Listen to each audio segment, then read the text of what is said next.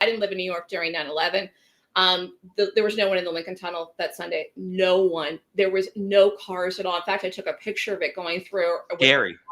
that Sunday morning, and I got back in the city, and then I raced around trying to get supplies and things. Of course, we were supposed to be locked down for 2 weeks. Of course, Yeah, right. A month.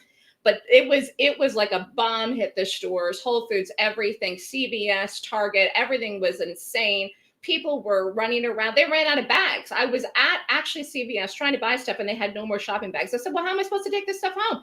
The one clerk gave me a garbage bag, a plastic garbage bag, and I hauled it over my shoulder. And I'm carrying stuff like Santa Claus.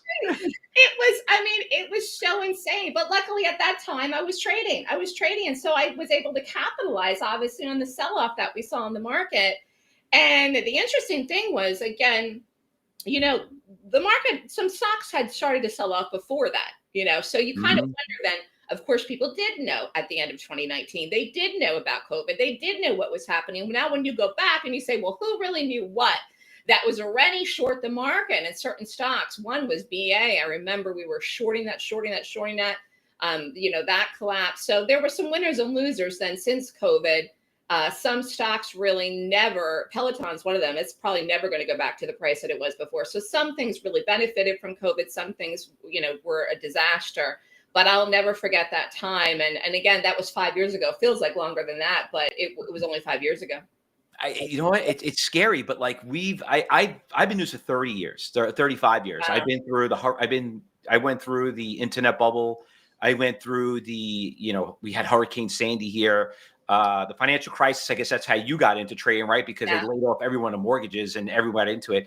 And that's how you love money and stuff like that. And I think everyone here has to understand, because we have a lot of entrepreneurs that listen in, and we have a lot of entrepreneurs come in here, and we all kind of, no matter what business you're in, we're all have something to do with the stock market, so we all have something in common. And it was just, and what's crazy about that whole thing is, like, we could think of so many catastrophes that could happen. Probably the most popular one could be like a war, you know what I mean? Anything. But like, who ever think of like to get hit with like the Black Death, you know what I mean? Like, the flu and did anything. But yeah, that was such an interesting time where there was so many stocks.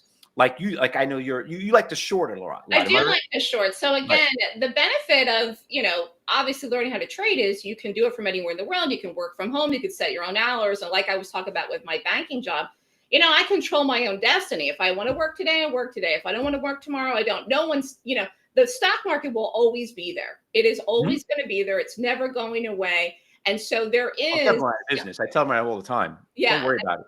There's definitely you feel more confident that where you're controlling your own destiny, whereas something could happen, like I said, in the particular industry that has nothing to do with you. And then also you're seeing even in the last year with the economy, people are getting laid off.